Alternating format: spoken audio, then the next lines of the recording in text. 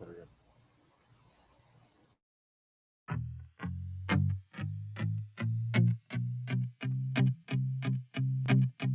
I know it's crazy, but it's You're watching Channel Z, the world's leading zombie apocalypse channel, broadcasting live from Studio Z. makes me act the way I do. Welcome to Undead Live, broadcasting live from the front lines of the zombie apocalypse. We have your back morning, noon, and night, whether you're dead, undead, or recently deceased. Today is October 4th, and I'm Athena Actipus.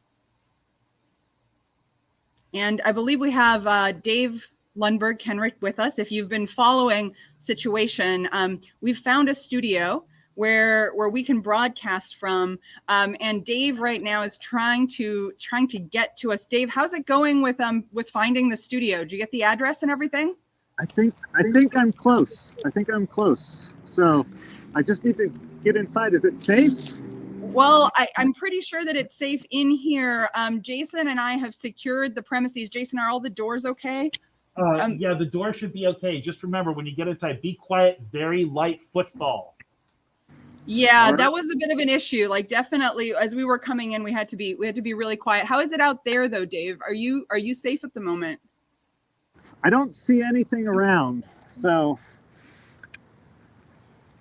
For now, you're good. I'm gonna try to make it in there though. Okay, awesome. I'm so excited about our guest today. Nicholas Pilarski is going to be on the show with us, so we're gonna get to talk about how we make the apocalypse fun, right? And I mean, because you have to deal. I mean, it's a good time sometimes. Yeah. Yeah. So cool. Well, do you want to bring him on and I'll try to run in? Yeah. Let's bring Nick on. All right. Sounds good. Hey. Hi, Nick. It's great to have you I'm on in my the show. bunker. Awesome. You're safe.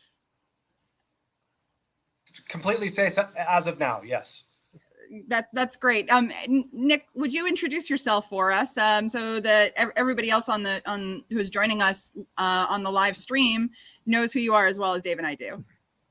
Yeah, my name is Nick Pilarski. I'm an associate professor here at ASU at the Sidney Poitier New American Film School and the School of Arts, Media, and Engineering. And I focus on interactive technology, video games, film, and narrative. And those are the things that I'm really interested in. I also do a lot of community work and do narratives particularly that try to address kind of real issues. Absolutely. So, Nick, what's your view on making the apocalypse fun? I mean, as you know, we're dealing with so many apocalypses now. I mean, it's hard to even point to zombies as the main problem at this point. Is making the apocalypse fun a good strategy for us? What's your thought on that?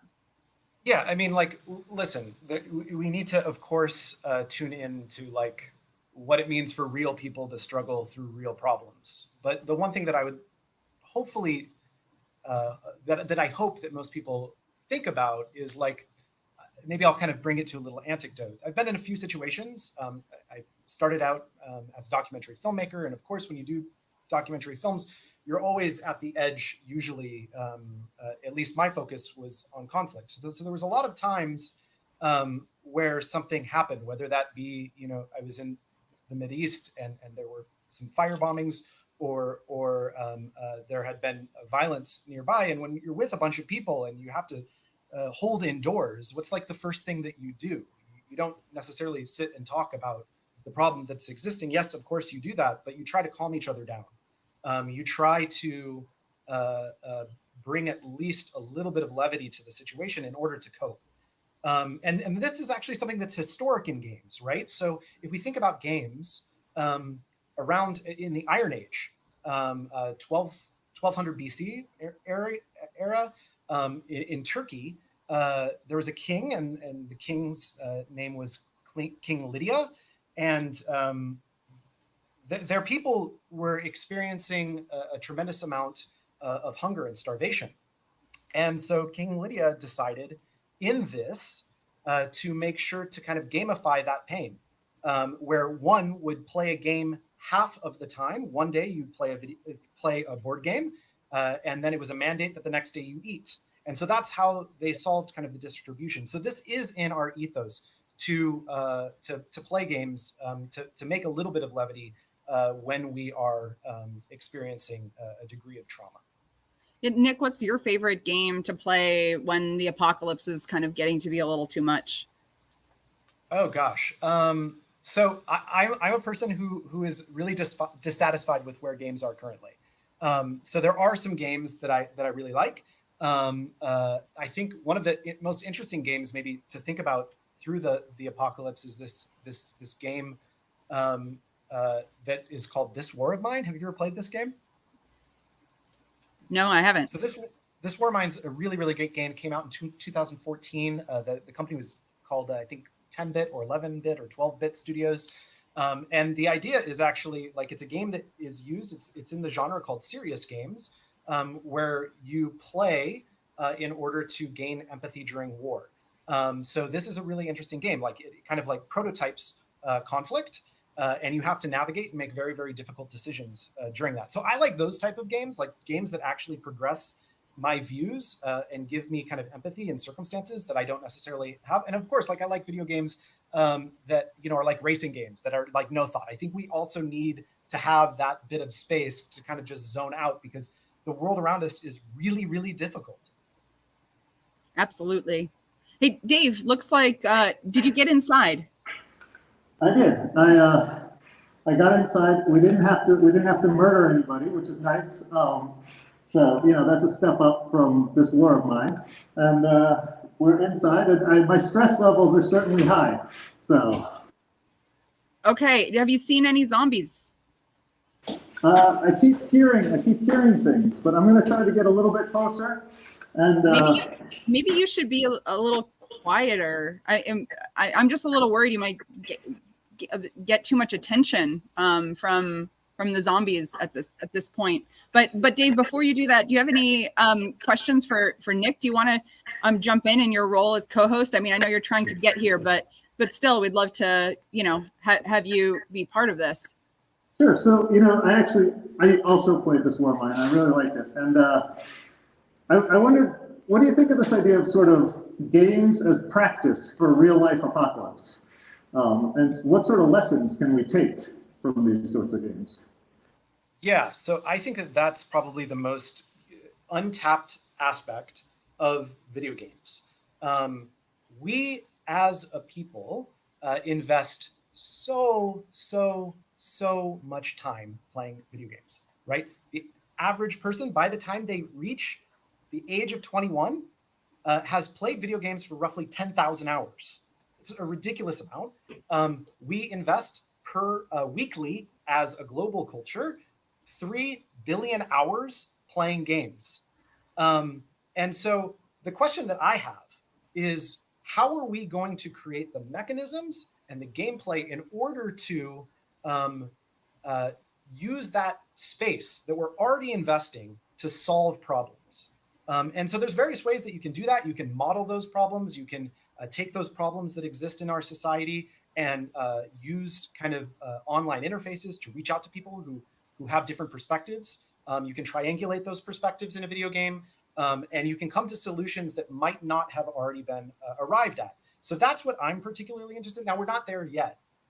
Video games, like if you think about video games as an art, which I think is a really, really great way to think about it, and we have to think about it as an art. If literature is like a grandparent, and film would be a teenager, and video games in kind of their trajectory, if we think about like Pong being something that exists in 1971, video games are like an embryo. They haven't been developed yet. So what has to happen is there has to be a deep commitment to developing video games that will lead us to forward-facing solutions. So Nick, how do we grapple with the sort of economic forces at work here in order to kind of create that space for video games to be working towards the greater good, as opposed to just sort of, optimally stimulating somebody's dopamine system so that they buy the next update or, the next game that developer puts out? Yeah, I think that's the job of narrative, right? It's creating very compelling narratives in video games that people want to play. People want these. Games with really great narratives are selling and selling and selling. I mean, like the video game industry as it exists in 2020, this is amazing. In 2020, you talked about economics of video games. These are serious. Like we have to think about how capital works with this. In 2020, video games were a larger industry than the film industry. And I think video games are part of the film industry personally, but if you cut them apart, the film industry and the music industry combined. So there's massive amounts of capital that are being generated. And what do we get? What do we get when we have this? We get Farmville, right? This like fun game, addictive, but doesn't really advance society. And so what we need to have is we need to have interjections. We need to bring people into the process, the artistic process of making games, who have been excluded. And we need to think, right? Like Noam Chomsky has this really great idea. You think, then you act, never in a different order. And so what we need to do now is we need to take a pause as game designers. And we need to say, how are we going to create better systems? Because the worst thing that can happen is we create algorithms that act like Facebook and continue to divide us as a global society. So that's what I'm interested in. How do we create and get the right people in the room to create systems that are open and that will allow for conversation? Absolutely. So how do we do that? So how would we go about doing that? So I think we go about doing it in kind of a number of ways. I think the first way to think about doing so is to think about technology not just as like, not be so like techno-deterministic, like, oh, we have this great technology, we have to use it. Like we have to think about human beings as technology and human beings as algorithms, right? Because all a game is you kind of like moving through an algorithm and trying to solve a problem. The question is how are we going to create ways to do that and bring in other life experiences to develop games that are a little better?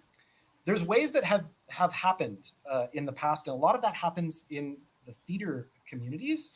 There's a really great thing that was done by a practitioner in South America named Augusto Boal in the early or in the mid-century, and the idea was that it would bring, the video games weren't out yet, right? So they were thinking a lot about how do we bring people into theatrical conversations that are leading to community solutions. So they developed these techniques, and I think that's the best way to start. The best way to start is to start locally, is to work with a group of people who have different ideas that can push each other to creating kind of an advanced gameplay that is going to challenge us to find solutions. So there's no real easy way to do it. I mean, I think a lot of it is being open, to starting something. I mean, you have to be absolutely crazy to even say like, I'm going to make a video game, because there's so many steps. But that's really, really great, because you need to be open to figuring it out with somebody or figuring out with a community. And the best way, I think, is if you want a video game that addresses famine, you have to bring in people into the designing process who have experienced famine. And then we can have the conversation. We can't just design right now. We have to have a process in order to find a better design technique, and then we implement it.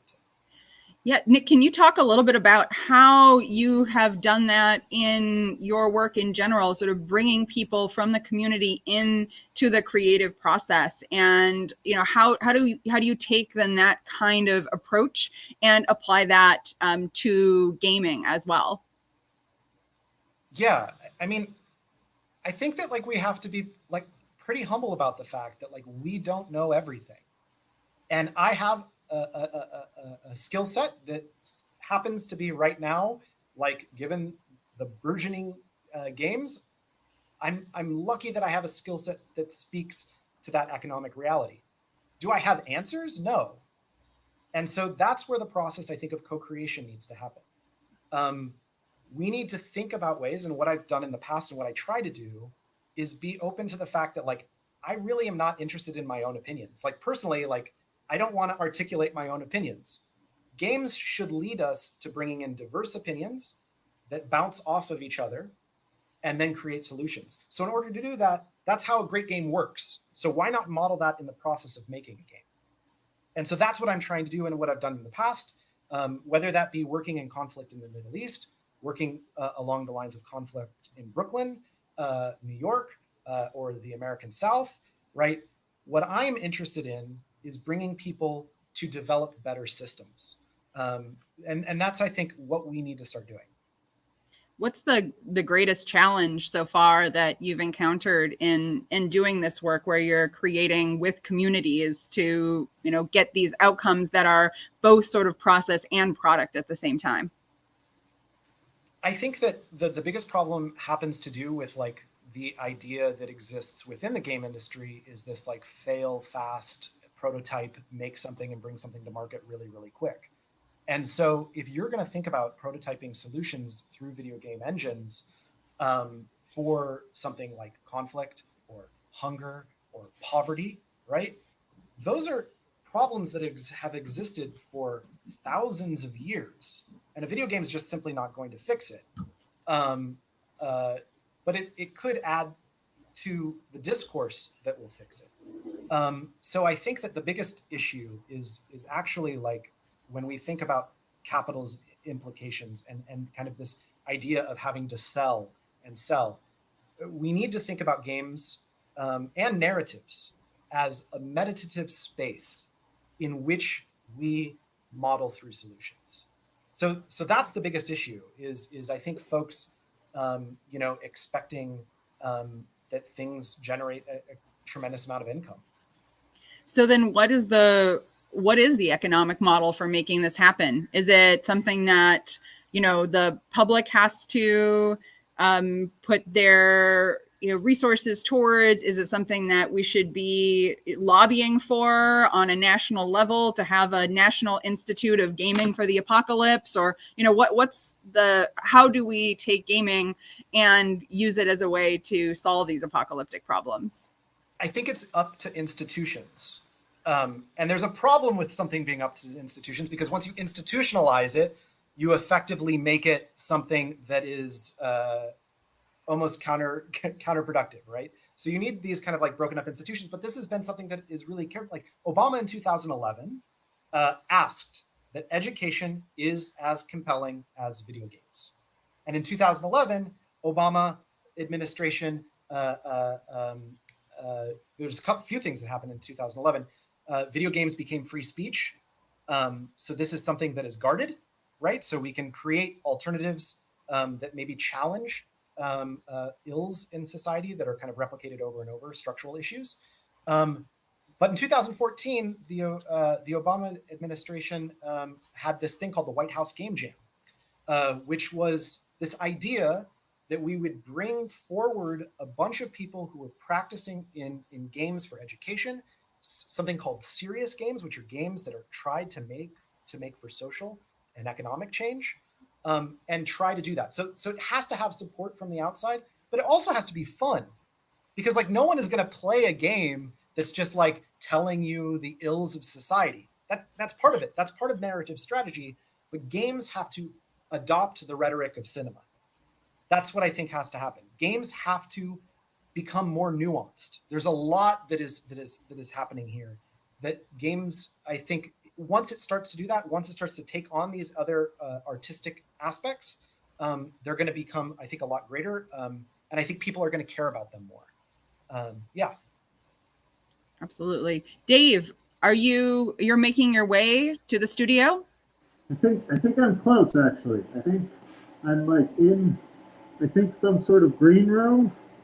And so I think I'm right around the corner. So Oh, excellent. While you're safe there, do you have any questions that you want to pop in with for Nick? well, I was also curious, other than like you mentioned this War of Mine, are there other games that you think are good exemplars or other forms of media that you think games could look to sort of show ways to demonstrate a better society? Yeah, I think that there was this interesting question that came in the comment that I might combine them. And one of the questions in the comments was like, can VR make us more empathetic, right?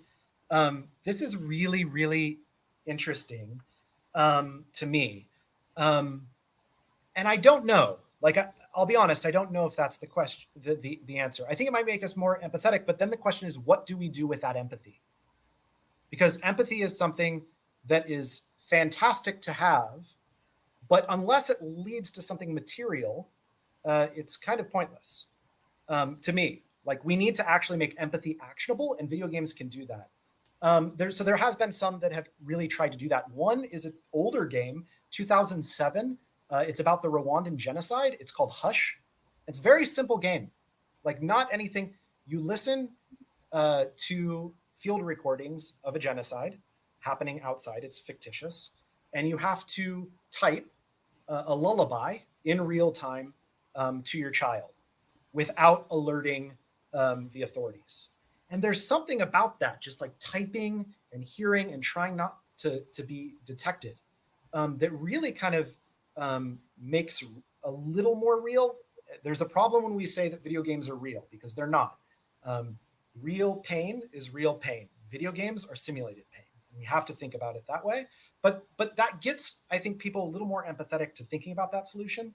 Another one that tried to model it is a game, 2007. It's called Peacemaker. And you either play as the Israeli president or prime minister or the Palestinian prime minister, and you try to come up with a solution to broker peace.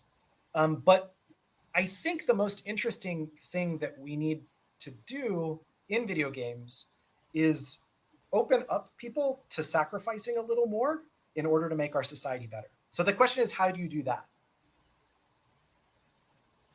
Absolutely. Well, also, Dave. I watched your documentary, which I really liked, about the woman whose one brother is in prison and her other brother escapes through video games, right? Which you sort of mentioned in the course of that. And when I was watching that, I was like, well, what sort of game would help them? You know, I'm not sure that they need to sacrifice more. Not to say that that's not a good idea, but you know what I'm saying? Like, are there, for people in different scenarios, are there different sorts of games that could be useful? Yeah, I mean, I think that there are different sorts of games. So like what I like to think about in those scenarios is building games unique and contextual to communities. So like, for instance, let me kind of model out two games for you. Game number one, you've experienced a massive degree of trauma, like that of having a loved one who's incarcerated, very similar to the film that I worked on. Well, what's going to help that community? Well, maybe it's a game that helps for advocacy, right? Or connects people to advocacy. That might be a game you might model. But maybe more so is an experience that allows a person who's experiencing trauma to kind of counteract that trauma. So instead of like, so what do I mean by that? Like something that's kind of a little bit of a release valve on the pressure. So, why I've worked in a lot of communities that are experiencing a lot of trauma. And the one thing that is like really, really common across them is gaming. Why? Because it's a release valve. And so then the question is how do you model a release valve that might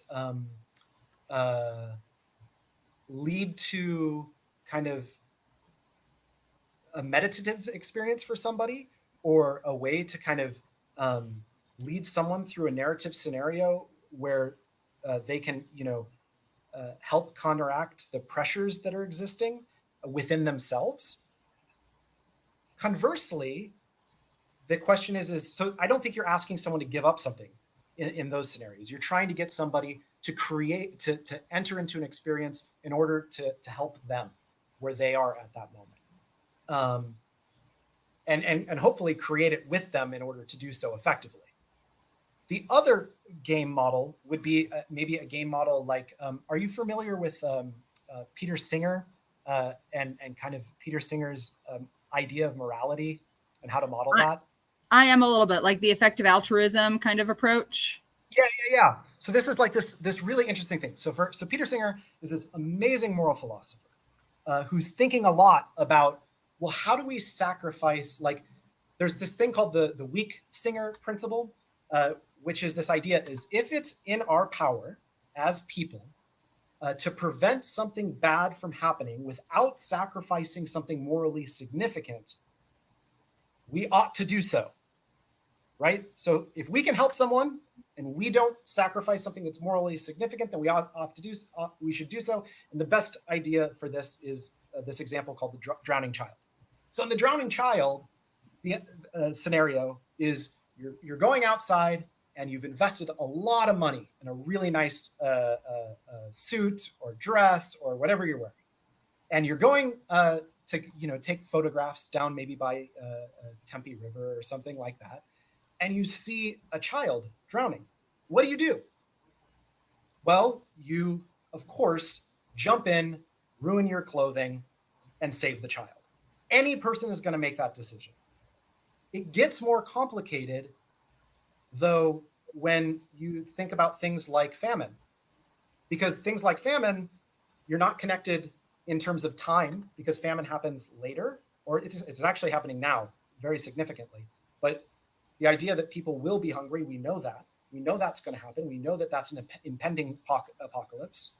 And we also know that, like, if I don't get the new iPhone, I could take that money and I could give it to famine relief and help people. It's the same scenario, right? Whether I jump in and ruin my clothing to help the child who's immediately there, or I decide to not get an iPhone update and donate that money to famine relief to help someone. So the question is how do we do that? And so games are really, really interesting here, where you're able to have someone have an ideological presupposition in the beginning and play with that, right? And let the person come to a conclusion themselves to maybe see the connection there, to maybe see that these two things are the same. And so what it does is it allows us to cognitively remap. And so that to me, very, very interesting. Hopefully that answers your question in two different scenarios of how we. No, actually, I think that did. And, thinking back to that war of mine, which you mentioned at the beginning, I know that there's a sort of emphasis on cooperation, and often people will come to your door and you have to decide, are you going to give them some of your rats or whatever? It's been a while since I've played it. Yeah. And then they might come back and help you. And so that sort of idea of sort of encouraging cooperation, and that does require some sort of sacrifice. But yeah, no, I think I get what you're saying. So yeah, so that's great. Like, I was just going to say it's quite a challenge, because of our evolved psychology, right? We evolved in a world where we were having interactions with people who were in our immediate social environment, and that, all of our adaptations for cooperation are really kind of based in that experience of being social. And so it sounds like, part of the benefit, Nick, of using games is it can kind of simulate that closeness or that intimacy that we really evolved to have as part of our adaptations for being cooperative and helping others. Yeah, and also in like a very material form, it can create connections. Like, so it can simulate those connections, but it can also make those connections. So like I am very, like, I have a group of friends who are in India, and I play games with them, right? And so what actually happens a lot of the times with gamers is there's a very huge, it tends to be really, really progressive, because people begin to think about community beyond the ways that we think about geography, right? So like you said, our empathy maybe only goes to this like immediate capacity of our geography first. We have this like prioritization. And then the question is like, okay, like I'm really interested, like I'm more empathetic towards people who are in my geography because we've evolved to be close to people, to be communal. But I think video games, if you have a lot of people trying to have these solutions, and then you connect with somebody who's maybe across the globe or across class or across anything that's different from you, your community begins to change. So this is kind of a silver lining in kind of these like massive multiplayer onlines, that communities are emerging that aren't traditionally connected to geography. Absolutely. So, Nick, when it comes to sort of helping others who are far away or distant from us in other ways, what are your views on, should we be including zombies in our approach to helping others? I mean, should they be part of our sort of, moral landscape, or do we really need to protect ourselves from them? Oh, they should be, because we are zombies. So what the most interesting thing is to me is if you kind of like look, and I really want to talk about this, like how zombies emerged in kind of the cinematic area, which games are part of. So the first film that's a zombie film is a film called White Zombie. It has Bela Lugosi. It's 1932, right? Just before the rise of authoritarianism in Europe. And the kind of premise there, it's an allegory for the fact that people, their minds are becoming, lobotomized by this kind of shadowy figure. It maps onto what was happening in Europe at that time. And even if you look like people, like directors who are really, really interesting, like one of the most interesting things, have you seen the film Only Lovers Left Alive? It's a vampire film. I haven't. It's awesome. Everyone should watch Only Lovers Left Alive. It's by Jim Jarmusch, 2013. Super interesting. But in this, the vampires, when they start talking about zombies kind of in the script. Oh, the zombies out there, the zombies. You're like, well, who are the zombies? Are we going to get zombies in this? Are zombies going to like enter in? But the vampires in it are actually meaning humans. And the issue is ideological, that we are kind of clouded by our ideologies. We're not willing to open those up. We're not learning. And in this, it's a very huge pitch for climate change and science, right? We aren't listening to empirical fact and fact from other folks. And then in 2019, Jim Jarmusch does this again in their zombie film. I think The Dead Don't Die. Awesome. Yeah, Tilda Swinton's in it. Fantastic. In The Dead Don't Die, like human beings are kind of reduced to this like ideological, like, oh, I must have this, like very consumeristic idea. So to me, this is interesting. Yeah, absolutely. I hear something. Jason, do you hear something? Are we secure here? We should be good. But Dave is. Oh, it's Dave. Yeah, hold on. Oh, Dave. Dave, you made it. Hello. Oh, Dave, did you have an encounter out there, or are we all? There are a lot of people or something. Did you close the doors? That seems like it goes against the moral of today's episode. Wait a second. You didn't close the doors? No, I left them open. Nick, are you still with I us? propped them up. What should we do here if there's zombies in here? You're starting to break up, actually. Nick, what do we do? Nick, I'm having trouble seeing you. what do we do? This isn't a I game. think you need to. This isn't funny, you guys. Oh God. I guess. Oh my God. Run. We're gonna have to cut. All right. Next time from Studio Z, we'll be back. Hopefully. I'm sorry to report that ZAM 2020, the groundbreaking and innovative communication platform, has experienced technical difficulties. Unsurprisingly, it once again falls to the British branch of the ZAM organisation to hold the fort and urge all of you at home to stay calm, carry on about your business as normal, and whatever you do, don't panic. Don't adjust your set. Don't go and make a cup of tea. Don't check your phone for messages on that WhatsApp group you've been meaning to leave. Don't go outside. Don't stay indoors. Don't stop thinking about tomorrow. Don't be lazy. Don't stalk people on the internet. Don't judge me. Don't be too busy. Don't be too early. Don't tell me what to do. Don't think your cat cares about you. Don't be late. Don't try too hard. Don't stare directly at the sun. Don't leave the freezer door open overnight. Don't be too needy. Don't be over-attentive. Don't you forget about me. Don't pretend to be someone else. Don't stand so close to me. Don't touch that. Don't watch that Friends box set again. Don't leave your shoes there. Don't forget to floss. Don't fear the Reaper. Don't cut it so short. Don't try so hard. Don't forget to renew that subscription. Don't look at me like that. Don't forget to check out. Don't stop me now. Don't you ever say that again. Don't you want me, baby? Don't be so rough. Don't forget to check the oil. Don't wear purple. Don't go breaking my heart. Don't let it grow too long. Don't forget to back it up overnight. Don't. And if the whole world says that we're crazy,